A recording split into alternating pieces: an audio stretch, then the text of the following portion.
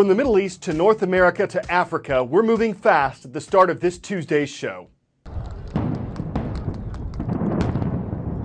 U.S. airstrikes in the town of Kobani. It's in northern Syria near the border with Turkey, and it's become a problem for the ISIS terrorist group.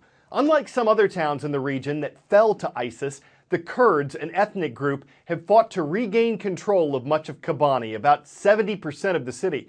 U.S.-led airstrikes have helped, along with an American airdrop of weapons, ammo, and medical equipment. That happened Sunday night. The Obama administration says it looks like the supplies fell into the right hands.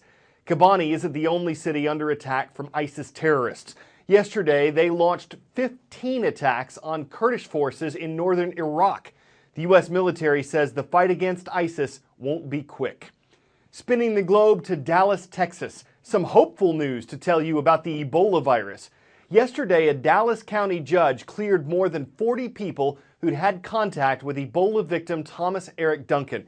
The judge said none of these people showed symptoms of Ebola for 21 days, what doctors consider the maximum incubation period for the virus. So their quarantine is over.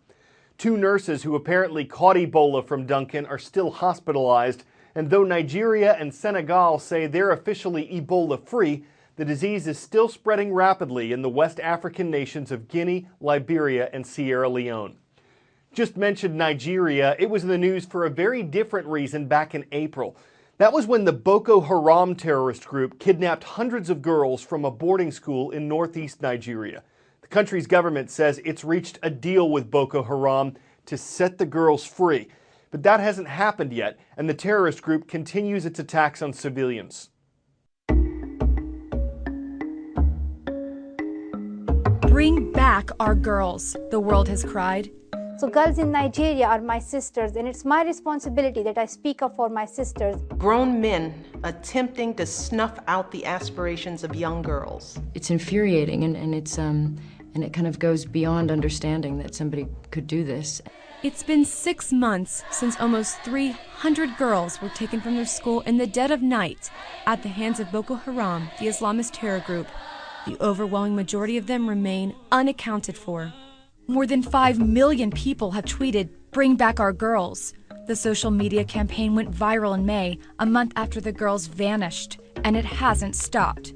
And now, the news Friday. There has been a huge breakthrough in the kidnapping ordeal that launched that global campaign, Bring Back Our Girls. The deal is expected to include the release of the more than 200 kidnapped schoolgirls. The government announced a ceasefire, what they say is a step toward bringing the girls home. The terrorists have assured that the girls are alive and well, and that discussions will continue in this direction subsequently. All efforts are towards the release of the girls. Skepticism is felt by many.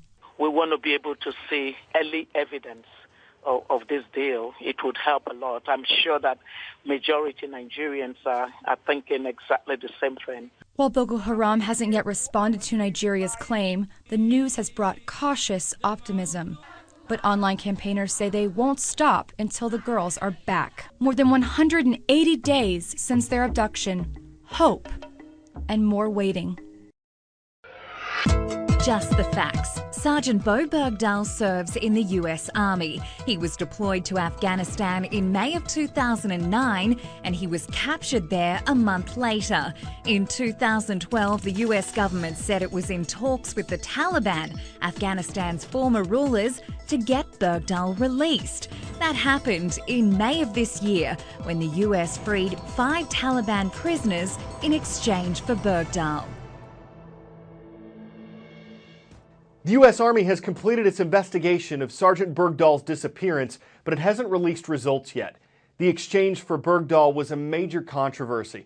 An investigative agency of Congress said the Obama administration broke the law because it didn't notify Congress 30 days before the exchange. The administration said it had a limited opportunity and took advantage of it. Also, some soldiers who served with Bergdahl said he deserted his post, and that's why he was captured.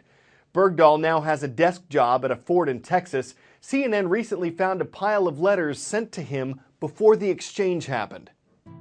What you're looking at here is a little-known secret that has been hidden inside the Haley, Idaho Police Department for several months.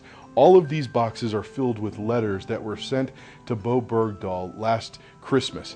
All letters of support and well wishes and prayers for his release. Of course, all of these letters were sent just a few months before he was actually released. They were sent to the White House and they were put in boxes. And eventually they made their way back here to the state of Idaho, and the Bergdahl family asked some friends to take care of them. And the big question is, what should be done with all of these letters? It's not exactly clear if Bo Bergdahl even knows that these are here, and his friends here in Hailey are wondering if he'll ever want to read them. It is a fascinating snapshot into the efforts that many friends made to secure his release, very different from the controversy surrounding Bo Bergdahl after his release. So many platoon mates of his who have come out and called him a deserter and a traitor. Obviously, Bo Bergdahl has become a very controversial figure, but in these boxes, in these snapshots, very positive in nature, hoping and praying for Bo Bergdahl's safe release. This one in particular says, "We are praying for you to come home soon so you can be with your family." But as far as we know, that hasn't taken place, which is just another layer to this story that has been very confounding for many people in many different ways. From Monday's transcript at CNNStudentNews.com, here are a few of the thousands of requests we got for our roll call. In Arapahoe, Wyoming, meet the Falcons of Arapahoe Middle School. In New Ulm, Minnesota, greet the Eagles of New Ulm High School. And in Hafrsfjord, Norway, check out the Vikings of the International School of Stavanger. Thank you all for taking 10 minutes for CNN Student News. When you picture a robot, you might picture R2-D2 or a computer that can interact with us, or something that can accomplish certain tasks, like helping build part of a car or vacuuming a room. But where a robot vacuum can set you back about $300 or $400, the PackBot kind used in war zones can run about $150,000 each.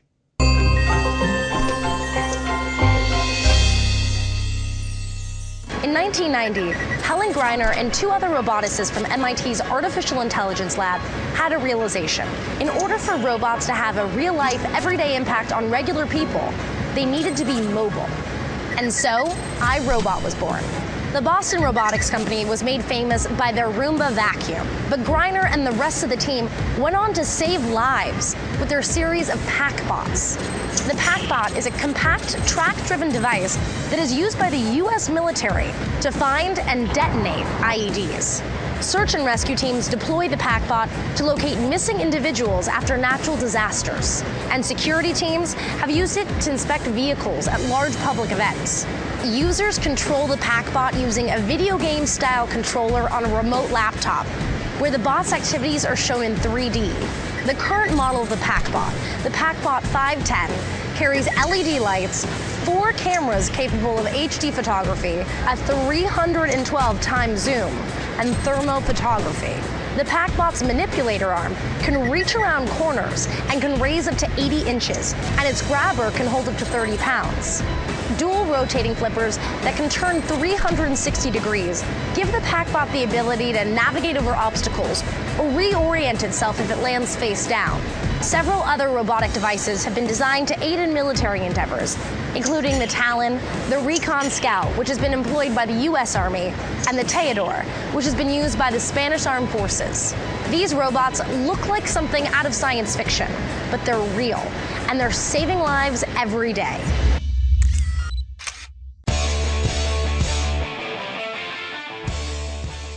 Before we go, human foosball, y'all.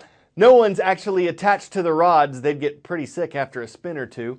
Folks just grab onto a span of PVC pipe, move left and right, and kick. It almost looks like fun. The goal of this event in Green Bay, Wisconsin wasn't just to score goals, it was to raise money for a charity that aims to get girls in grade school interested in science, math, and engineering. So if someone got roped into the game, or if it was more than they could handle, or if they said playing was off the table, the cause might have made them pause and take the idea for a spin, regardless of whether they heard cheers or foos. I'm Carl Azuz. We'll see you Wednesday.